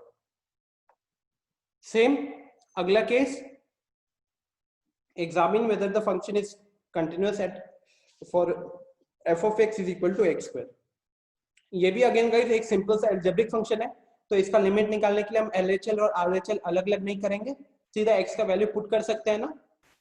तो x का वैल्यू पुट किया, राइट, वो 0 का स्क्वायर 0 हो गया, फंक्शन का वैल्यू पुट किया, वो भी 0 का स्क्वायर 0 हो गया, तो फंक्शन भी डिफाइंड है, लिमिट भी डिफाइंड है, दोनों का वैल्यू सेम है, तो इसीलिए हमारे यहाँ पे फंक्शन कंटिन्यूअस होगा, ठीक है। सिंपल क्वेश्चन है, इसलिए टाइम स्पेंड ज्यादा नहीं करेगा, इस बेसिक क्वेश्चन था इसलिए कवर करना जरूरी है। अब ये नोट, कुछ चीजें हैं जो आपको बाय डिफॉल्ट पता हो जाती है, जैसे नोट में पहला नोट क्या लिखा हुआ है, continuity at x is equal to a।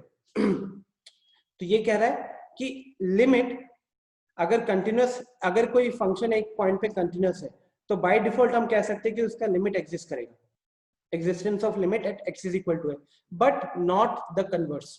हम ऑपोजिट नहीं कह सकते, हम ये नहीं कह सकते कि अगर लिमिट डिफाइंड है तो कंटिन्यूअस होगा, राइट, केसेस हमने देखा हुआ है। सेकेंड पॉइंट भी वैसा ही है, अगर कंटिन्यूटी दिया हुआ है ऑलरेडी एक पॉइंट पे, तो हम कह सकते हैं कि हमारा फंक्शन डिफाइंड होगा, लेकिन उसका उल्टा नहीं कह सकते, कन्वर्स ट्रू नहीं होगा। अगर फंक्शन डिफाइंड है, इसका मतलब जरूरी नहीं कि उस पॉइंट पे फंक्शन कंटिन्यूअस भी हो। तीसरा पॉइंट कह रहा है discontinuity at x is equal to a is meaningful to talk if in the immediate neighborhood of x is equal to a the function has a graph, that is the function has a graph in the immediate neighborhood of x is equal to a and not necessarily at x is equal to a। तो ये discontinuity का एक scenario बता रहा है guys, जहां पे limit defined है, लेफ्ट साइड में भी कुछ ग्राफ है, राइट साइड में भी ग्राफ है, दोनों सेम पॉइंट को अप्रोच करें, लेकिन फंक्शन डिफाइन नहीं है। तो अगर फंक्शन डिफाइन नहीं होगा, लिमिट डिफाइंड है, तो डिसकंटिन्यूटी का एक केस हो जाता है ना। तो थर्ड पॉइंट वही कह रहा है। चौथा पॉइंट और बहुत इंपॉर्टेंट, बहुत important, continuity is always talk, English गलत लिखा हुआ है वैसे, we always talk about continuity in the domain of function, and hence f of x is equal to 1 by x minus 1 और 1 by x, ये सारे कंटिन्यूस फंक्शन है, ठीक है। मतलब हम कंटिन्यूटी की जब भी बात करते हैं ना गाइस, किसी भी फंक्शन के कंटिन्यूटी की बात करते हैं, तो हमेशा हम उसके डोमेन में बात करते हैं, हमेशा हम उसके डोमेन में बात करते हैं। जैसे कि यहाँ पे लिखा है 1 by x minus 1, दिख रहा है ना ये फंक्शन 1 by x minus 1। अब आप लोगों के दिमाग में आ रहा होगा कि यार 1 by x minus 1 के केस में हमारा जो x है वो 1 तो हो नहीं सकता। तो आप सही सोच रहे हो, हमारा x 1 नहीं हो सकता। तो वो जो वैल्यू है ना, वो वैल्यू तो हमारे डोमेन में आ ही नहीं रहा, और डोमेन में जो चीज आएगा नहीं, उस पॉइंट पे हम कंटिन्यूटी चेक करेंगे भी नहीं, ठीक है। जिस पॉइंट पे जो पॉइंट या जो पॉइंट्स या जो इंटरवल डोमेन में नहीं आएगा, हम उस पॉइंट पे या उस इंटरवल पे अपना डोमेन चेक नहीं करेंगे। ये उसी चीज के बारे में कह रहा है। सिमिलरली ये 1 by x दिख रहा है आपको, 1 by x हमारा डिफाइन कब होगा? ये डिफाइन होगा all real values of x के लिए एक्सेप्ट 0। तो अगर इसकी कंटिन्यूटी की बात करेंगे गाइस, तो ये हमेशा कंटिन्यूअस रहेगा। वो जो पॉइंट है ना x is equal to a, उस पॉइंट पे फंक्शन डिफाइंड नहीं है ऑलरेडी। फंक्शन वो पॉइंट जो है ना, वो डोमेन में ही नहीं आता, और जब कोई पॉइंट डोमेन में नहीं आएगा तो हम उस पर कंटिन्यूटी चेक नहीं करते, राइट। तो यही चीज यहाँ पे लिखा हुआ है, ठीक से पढ़ो। Continuity, we talk about continuity always in the domain of the function, and hence इसीलिए 1 by x minus 1, 1 by x, 10x, ये सारे कंटिन्यूअस फंक्शन थे। But if you want to talk about discontinuity, अगर आप डिसकंटिन्यूटी के बारे में बात करना चाहते हो, तो हम बोलेंगे कि 1 by x minus 1 डिसकंटिन्यूअस होगा x इज इक्वल टू 1 पे। अगर मैं इन जनरल आपसे पूछूं कि 1 by x minus 1 डिसकंटिन्यूअस कहाँ होगा, तो आप बोलोगे कि sir x is equal to 1 पे फंक्शन ही डिफाइन नहीं है, इसलिए वो एक डिसकंटिन्यूटी का पॉइंट माना जा सकता है। सिमिलरली 1 by x का वैल्यू 0 पे डिफाइंड ही नहीं है फंक्शन, इसलिए वो एक डिसकंटिन्यूटी का वो माना जाएगा, पॉइंट माना जाएगा, ठीक है। आई होप ये क्लियर होगा guys. And lastly, rational function सारे के सारे कंटिन्यूअस होते हैं, क्योंकि हम उसका डोमेन के बारे में बात करते हैं, और रैशनल फंक्शंस हमेशा डिफाइंड होते हैं, ठीक है। रैशनल फंक्शंस हमेशा डिफाइंड होते हैं। आगे बढ़ते हैं फिर। ये एक एग्जांपल आपकी स्क्रीन पे दिख रहा होगा, ये फिलहाल हम लास्ट एग्जांपल अभी डिस्कस करेंगे गाइस।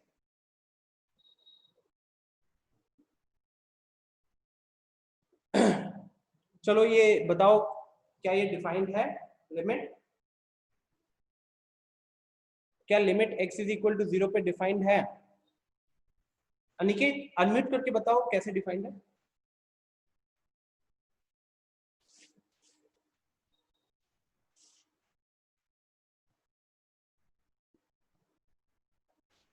सर हेलो,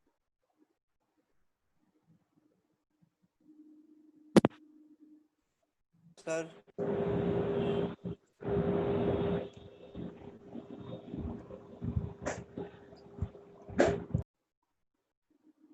हाँ बोलो सर, सुनाई दिया, उसके बाद कुछ सुनाई नहीं दिया मेरे रिकॉर्ड पे। सर तो बोलिए, क्या सुनाई दे रहा है सर, बोल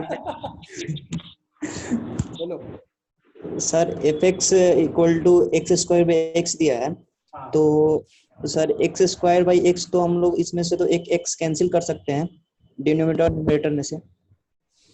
कैंसिल कर सकते हैं अगर आपको ऑलरेडी पता है कि x का वैल्यू 0 नहीं है। क्या सर? आप कैंसिलेशन तभी कर सकते हो ना कोई एक्सप्रेशन को, अगर आपको पता है कि न्यूमरेटर और डिनोमिनेटर में वो एक्सप्रेशन मतलब वो वैल्यू 0 ना है एक्सप्रेशन का। Yes sir. तो यहाँ पे क्योंकि हम लिमिट निकाल रहे हैं x अप्रोचिंग 0 पे, x अप्रोचिंग 0 पे निकाल रहे हैं, तो x का वैल्यू 0 नहीं है, 0 के बहुत पास में है, इसीलिए हमारा जो फंक्शन मतलब हम इसीलिए ऊपर नीचे से x को कैंसिल कर सकते हैं। ठीक है, यस सर। और बताओ क्या ये कंटिन्यूअस है?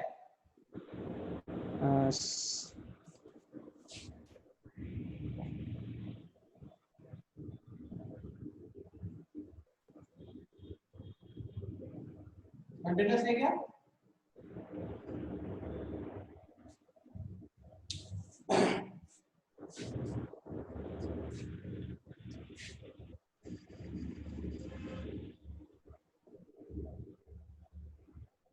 चलो गाइस देखो, यहाँ पे डिस्कशन कर लेते हैं। ये आपको मैंने फंक्शन दिया था f of x is equal to x squared by x। अब यहाँ पे जब मैंने आपको सिंपल सा एक फंक्शन दिया, मैंने कुछ नहीं लिखा यहाँ पे, कुछ भी नहीं लिखा, ठीक है। तो मैं बाय डिफॉल्ट x की सारी वैल्यूज के लिए आपको क्या पूछ रहा हूँ कि इस पॉइंट पे हमारा लिमिट डिफाइन है कि नहीं। अभी लिमिट के लिए मैंने आपको एक पॉइंट दे दिया, पॉइंट दिया आपको x is equal to 0, ठीक है।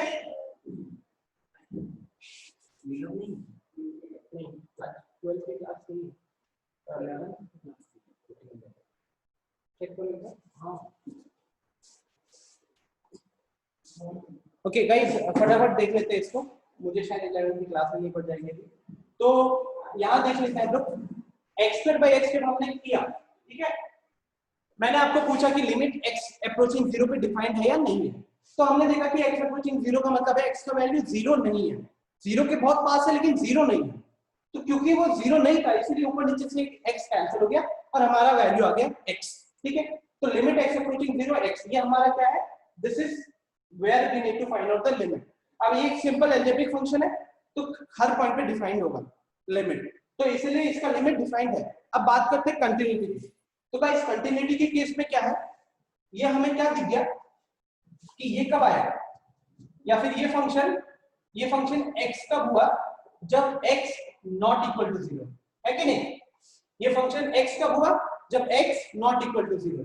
तो अगर मैं इसका प्लेन एंड सिंपल एक ग्राफ बनाता, एक प्लेन एंड सिंपल ग्राफ बनाता, y is equal to x का ग्राफ कैसा होता है, एक स्ट्रेट लाइन होता है जो कि फर्स्ट क्वाड्रेंट और थर्ड क्वाड्रेंट से पास करता है, 45 डिग्री बनाता है यहाँ पे, राइट। लेकिन यहाँ पे क्या हो जाएगा, ओपन सर्कल आ जाएगा। ओपन सर्कल क्यों आएगा, क्योंकि y is equal to x तब बन रहा है जब x not equal to 0, right. तो ग्राफ बनाते वक्त एक ब्रेक आ गया कि नहीं, और ये ब्रेक आ गया, इसीलिए जो हमारा फंक्शन है वो कंटिन्यूअस नहीं है, ठीक है। क्योंकि हमारा फंक्शन यहाँ पे ब्रेक आ गया, इसलिए ये हमारा कंटिन्यूअस नहीं है, ठीक है। अगेन डोमेन की बात, गौरव, मैं अगर आपको क्वेश्चन में ना बाय डिफॉल्ट अगर क्वेश्चन में एक चीज लिखा हुआ है, साथ ही मैंने लिख दिया x नॉट इक्वल टू 0, तब वो कंटिन्यूअस हम बोलते हैं अपने डोमेन में। बट क्योंकि मैंने क्वेश्चन में सिर्फ ये चीज लिख के दिया आपको, f of x is equal to x square by x, ठीक है, सिर्फ ये चीज लिख के दिया, तो अब आपको सारी वैल्यूज के लिए देखना पड़ेगा, ठीक है। ये तो मैंने सिनेरियो बनाया है कि this is equal to x when x is not equal to 0, ठीक है। तो हमारा ये फिलहाल इस क्वेश्चन के लिए नॉट कंटिन्यूअस है। अब समझो बात को कि कंटिन्यूअस कब होता है। क्वेश्चन ने दिया कि ये हमारा फंक्शन है, इसका आउटपुट x होगा अगर x नॉट इक्वल टू 0 है, और इसका आउटपुट 0 होगा when x is equal to 0 है। अगर क्वेश्चन है हमें कुछ इस तरीके का, इसको कहते हैं काइंड ऑफ रिमूवेबल डिसकंटिन्यूटी, जिसके बारे में ना हम आगे बात करेंगे, ठीक है। रिमूवेबल डिसकंटिन्यूटी जिसके बारे में हम अगली क्लास में बात करेंगे। तो अगर क्वेश्चन ने आपको ना ऐसे दे दिया कि ग्राफ जो है वो y is equal to x है, x not equal to 0 and y is equal to 0 and x is equal to 0, तो उस केस में क्या होगा कि ओपन सर्कल नहीं रहेगा, फिर ये एक प्रॉपर फिल्ड सर्कल हो जाएगा, ठीक है। तो इस केस में हमारा जो फंक्शन हुआ वो कंटिन्यूअस बन जाएगा यहाँ पे। लेकिन अगर ये केस नहीं है तो हमारा फिर उस केस में फंक्शन कंटिन्यूअस नहीं है, ठीक है।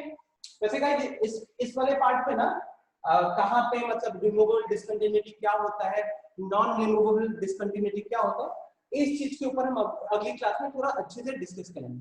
बट इस पार्ट को छोड़ दोगे, अभी जैसे आपने बेसिक देख लिया है, ये बेसिक रफली 40% 50% कवर कर चुका है। मैंने और भी कुछ क्वेश्चंस रखे हुए थे बट अभी टाइम के कारण मैं डिस्कस नहीं कर पाऊंगा, अगली क्लास में करेंगे।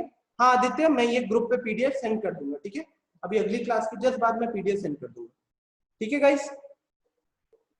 तो पॉइंट ऑफ डिसकंटिन्यूटी के बारे में, जैसे ऐसे केसेस में हम कैसे बताएं कि ये रिमूवल डिसकंटिन्यूटी है या नॉन रिमूवल डिसकंटिन्यूटी है गौरव, वो पॉइंट पे हम अगली क्लास में थोड़ा डिस्कशन और अच्छे से करेंगे, ठीक है? तो गाइस मैं सेशन को अभी यहीं पे एंड करता हूँ। किसी को कोई भी डाउट है, कुछ क्वेश्चन है तो व्हाट्सएप ग्रुप पे पूछ लीजिएगा। Clear? So thank you everyone, मिलते हैं अगले सेशन में। मीटिंग को एंड करता हूँ यहीं पे।